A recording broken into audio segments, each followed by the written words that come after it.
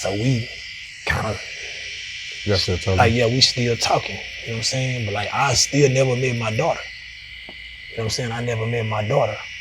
At this point, is she seeing her She's seeing her on occasion, or is she like in her life? Like, yeah, okay. I'm gonna tell. I tell you, I don't really want to discuss it, but I'm gonna tell the people who she is. My daughter is Drea Nicole, right? She got a podcast, a popping ass podcast, Poor Minds. That's her podcast. But I'm her biological father. mm-hmm. This ain't about no clout. I'm just telling a story. You know what I'm saying? So I'm not gonna speak in detail, but that way you will understand what I'm talking about. Yeah. I had absolutely nothing to do with her success. I didn't raise her. That's her mom. You know what I'm saying? So it's just, I lost my train of thought. What was the question before I was saying at this point, does she have access? Like, is she in her life? Oh, okay, yeah. So she is in her life. She grew up around her mother. She, like her and her mom, they have issues based on that because they were telling her she was adopted outside of the family. They telling her she's adopted outside of the family, but as she continued to get older, she started looking more like her mom, and she's looking like her mom's sister. So she done basically figured out that she wasn't adopted outside of the family. And then to her mom used to treat her like harshly or different, almost like she regret, because she had her at 12. You know what I'm saying? Like, you a mistake. So she grew up around her mom, but she didn't know that was her mom, but her mom knew that she was her daughter. So that's I mean, she like also could have been having just feelings of like, I know I can't go back on this at this point, and I don't know how to kind of process this, so now I gotta just I don't know. We talked about it, but I'm telling you, this is her. Yeah. What I'm telling you is what she told me. Okay. You get what I'm saying? I'm not speculating. When I did meet her, this is what she's telling me. This is how she felt. Like it's fucked up that I grew up around her. Like, and like, you seeing me a lot. Like, you're in the family. Like, I'm around you all of the time. So, but what do you think? Like, because I know you said, you know, y'all are 13, you couldn't have raised this child, but do you think there was a better way to go about the situation, or do you feel like it was like, I feel like it was the best way possible? I feel like it was a better way, right? But especially if you just did it like that. Mm-hmm. If she was adopted in the family, there's a better way. Right. You know what I'm saying? Like, my people could be acknowledged too, and we could have access. Exactly. Like, it's different if you gave her for adoption at the hospital and there's no contact, right? Because it takes a village to raise a child. Right. But now, honestly, like I'm saying, the best outcome for her was being adopted.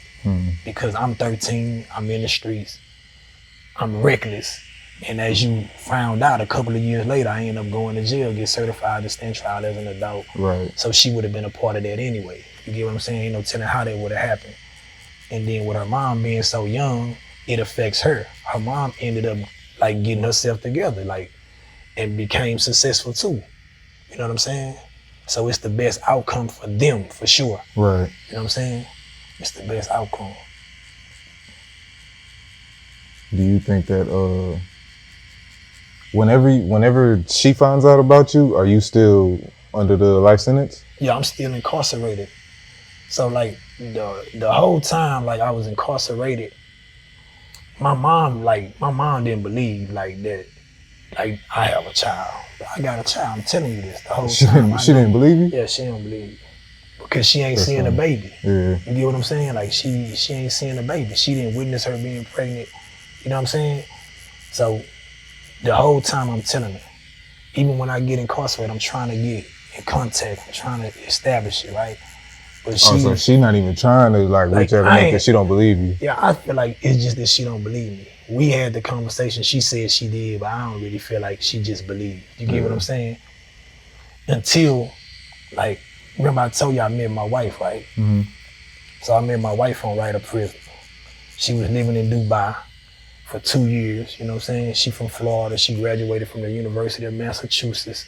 She got a lot going on, you know what I'm saying? This is what I need. You get what I'm saying? Yeah. So at this time, when I'm getting on right of prison, it's like I'm ready to come home. the females, the prison guards, they keeping me in prison. Cause every time I get one, I'm gonna get her to bring me some contraband. And then I get caught with the contraband, I'm not gonna let the boss lady out, I gotta protect her. You know what I'm saying?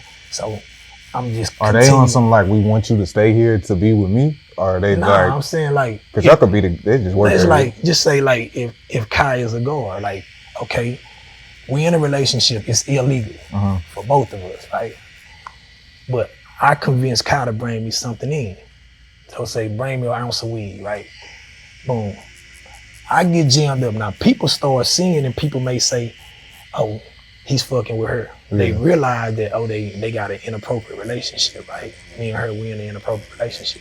So now they pressing her and they pressing me. Yeah. But when I get caught with it, like, we know you fuck with such and such, we know you fuck with Miss Kai, right? Yeah, so is that just how tell you us, got... like, give us the proof. And it's like, you know, niggas, you got some niggas that do flip, but I'm not one of them. Like, so I'm just gonna protect her. Like, I'm already locked up. Plus, you know, that ain't my character. Like, she risked her freedom to help me. You get what I'm saying? So, and I feel like niggas could do time easier than women. You know what I'm saying? It's harder on a woman. So at the time when I met why my you think that? I mean, they require so much. Yeah, they require the physiology, you know what I'm saying, the anatomy and stuff like that. It's easier for men. So at the time when I met my wife, it's like, I'm at that point, like, I'm trying to, I need something to believe in outside of here. I'm finna just put all my eggs in one basket, because during my time, I really didn't give a fuck, because it's like, I just need to survive the day. All right, y'all, so look, we just dropped a Patreon. That means access to this full interview early and other few interviews like it, as well as essentially an apprenticeship from me digitally. Now, this Patreon is gonna have 2 tiers. The starter tier is gonna come with early access to full videos, behind the scenes content, tattoo and piercing quick tip, ad-free content, as well as information recommendation. That means any book, ebook, YouTube video, course, whatever I come across, what helps me is gonna help you. Now, the second tier, that's only for the hustlers. That's gonna have access to everything I just mentioned, as well as in-depth tattoo videos with technique voiceovers. These are not time lapses. This is full 2, 3, 4 hours, however long it takes me to tat, you're gonna see all of it. We're also gonna have my Piercing 101 guide that's already up, my Piercing 102 guide that's on the way. I'm gonna drop the gems for the entrepreneurs. I'm gonna have things for clothing lines, manufacturers, how to speak with them, etc. I might even do some personal critiques for those trying to be tattoo artists. Be on the lookout for that. Subscribe to the channel and subscribe to the Patreon.